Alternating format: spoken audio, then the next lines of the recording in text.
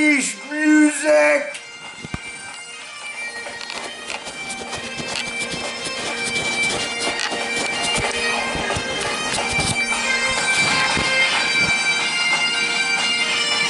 Alright,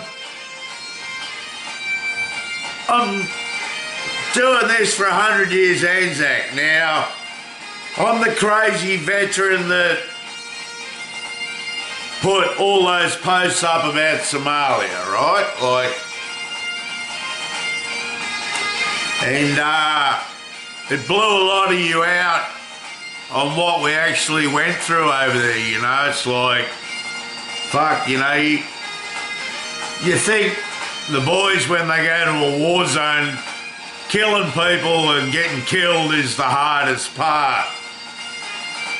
But there's a lot more to a war zone or a combat zone than you think, like little girls getting run over, kneeling in human shit all the time. Yeah, starvation and... Yeah, so I think I took you to the depth of the truth. You know what I mean? I showed you what it was like to be a grunt. Now, this doesn't make me special or a hero or anything like that. It doesn't make me... Doesn't make me special in any way, right? And after telling you all the stories, it was like talking to a psychiatrist. You guys were my psychiatrist, and I trusted you guys, so I kept telling you stories. Now, all those stories, in the last 22 years of being dealt with PTSD, I've never told a psychiatrist any of that stuff. Because they never ask you, they just go, well, I never talk about it, you know, what's the point? You know, like, I've had 20 psychiatrists in 20 years. And the problem is, they can't send me a big enough monkey to go, we know what it must have been like, mate. You know, the big gorilla can't look me in the eyes and go, we understand. But you guys helped me, like, trust me. And you told me to write a book. And you told me to write a book, right? Bloody Scottish music. But no, I'm a funny character. I'm not a serious guy. That's how the Aussie soldier operates, like comedy. You know, when we're down and depressed and feeling like a prisoner or something like that, you use your sense of humour. Like, I might be very depressed, but when I talk to people, I'll still crack a joke. You know what I mean? It's like when you're down and out, the way of the Aussie Anzac is fucking, you know what I mean? It's like, yeah, you use humour to get through, so. But there are many men that went before me. Many a man's gone before what I did. And, yeah, to me, they're all my heroes. So, any man or woman that's got a regimental number is a hero to me and always welcome at my fire.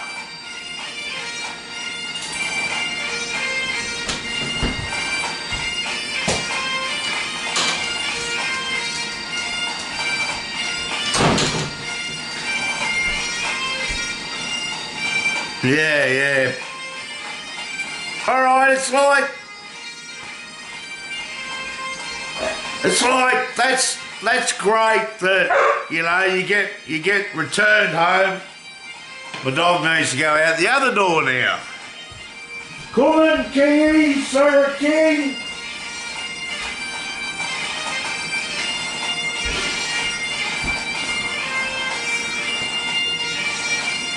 Okay, I'm a returned veteran, right? Now, in Somalia, a carton of cigarettes cost me 10 American dollars in 1993. Today, I'm paying $47 for a packet of smokes for 30 cigarettes times 2 a day. I'm smoking 60 cigarettes and it's costing me about $94 a day. Now you add that up over your pension week, that comes to nearly $1,350 a fortnight.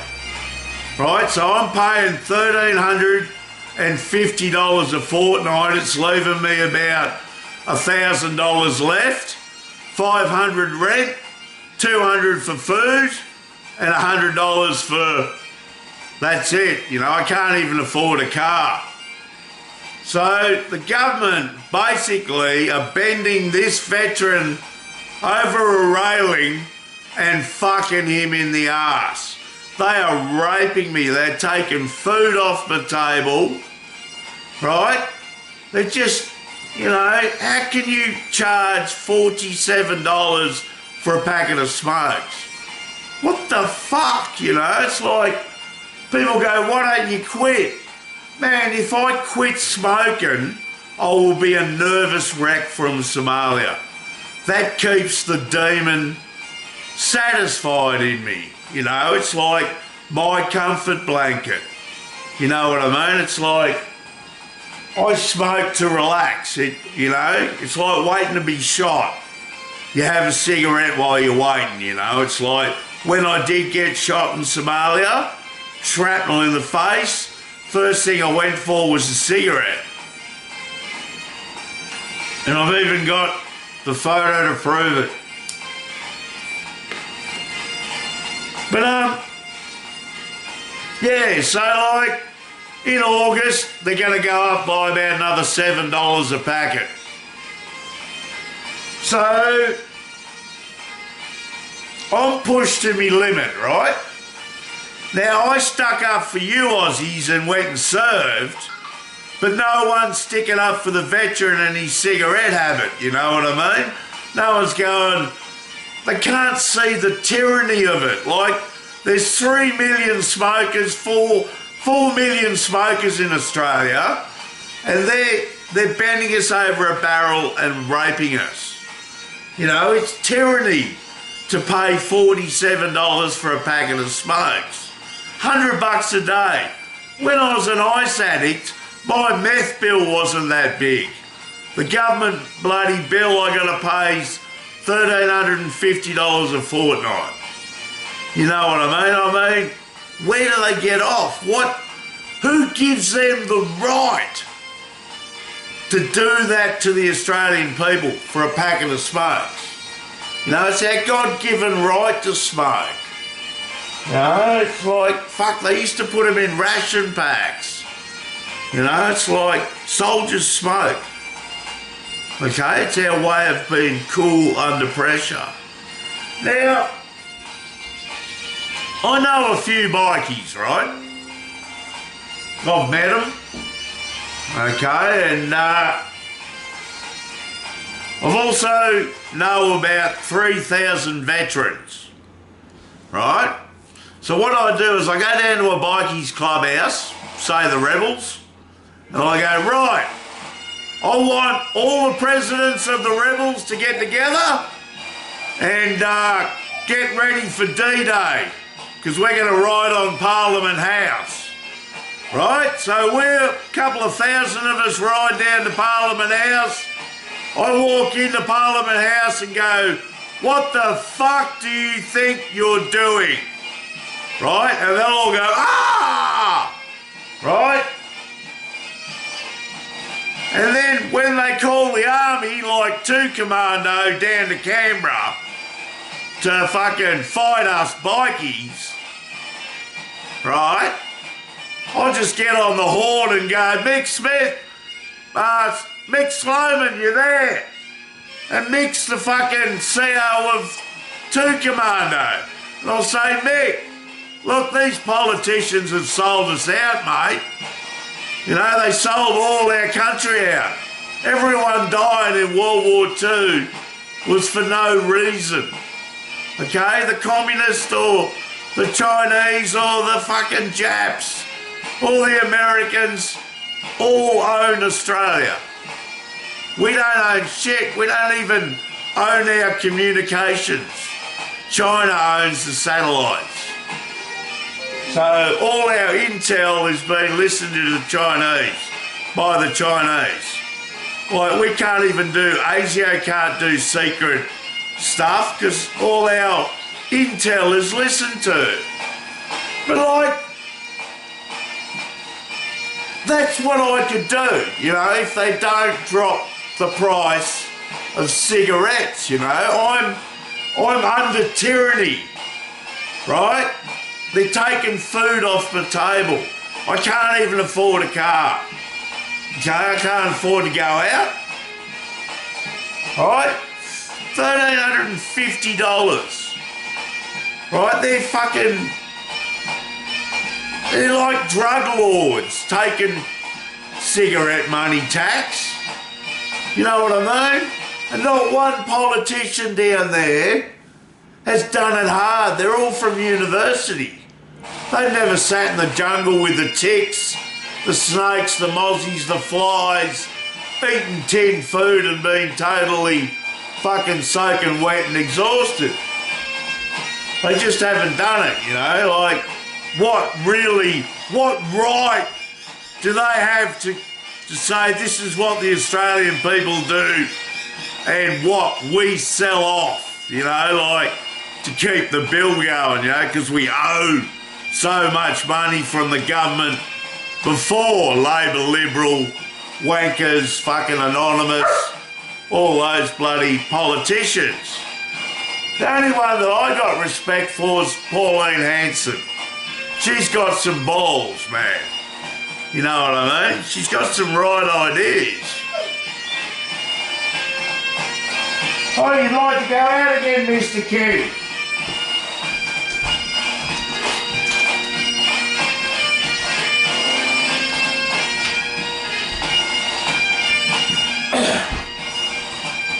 But that's it, like, people can't see the tyranny of smokers' tax. You know what I mean? It's like, no one sticks up for the smokers. You know, he's a veteran who needs to smoke ciggies to be relaxed and calm, and he's got to pay nearly $1,400 a fortnight for a basic cigarette that cost him 10 American dollars for a carton in Somalia, you know, when he used to rely on them to keep him going. That was his comfort, to have a smoke on patrol. But, yeah, who will stick up for the smokers, you know? It's like, you know, can we have a rally or can we at least address the situation, you know? It's like, does Normie really have to get the bikies together and go down and kick the Parliament House out and have a hung jury and be a martyr? And, you know, it's like I don't want to go to that level to get a fucking cheap cigarette, you know what I mean? It's a bit overboard, you know? There'd be lots of killing and it'd be turmoil, you know, just to get cigarettes cheaper. We could have a rally, or we could write letters to Parliament House and say, look, you know, you're bending Normie over a barrel and fucking him in the arse for $1,400 a fortnight. You know, he went and did his job in Somalia, and he did a good job, and so did the other boys. But, yeah, no one's sticking up for the vets, mate, you know? But it's your own tyranny. Your whole country's been sold. Okay, we've lost the war. We are conquered. They've conquered us. They bought our communications. They sold Telstra to the Chinese. Every fucking bit of intelligence we have is being listened to. So I've got an idea.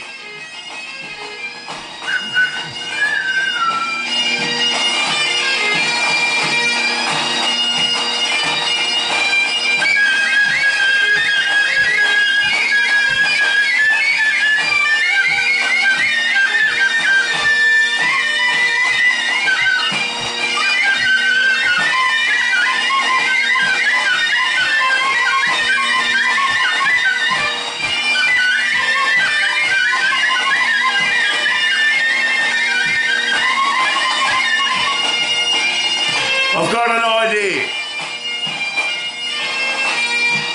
Alright, we go to the Aboriginal missions in Australia and we find the most common dialect. Then we get 1,000 Aboriginal men and women and we train them up as signalmen on submarines, Navy, Air Force, Army, and we keep them in reserve for break in case of war. If we go to war with China or anybody else, especially China, we can talk Aboriginal over our signals and they won't know what the fuck's going on. It'll give us 3-month window. We'll be able to fight a war talking Aboriginal for 3 months until they capture one. So, yeah, just something to think about, you know. I'm not afraid of China, okay? I know I'd kick their ass. You know, if I had to be a Winston Churchill and get off me pension and lead Australia at war, I'd do it. And I'll be bloody good at it because I'm older now. I'm not a young private anymore.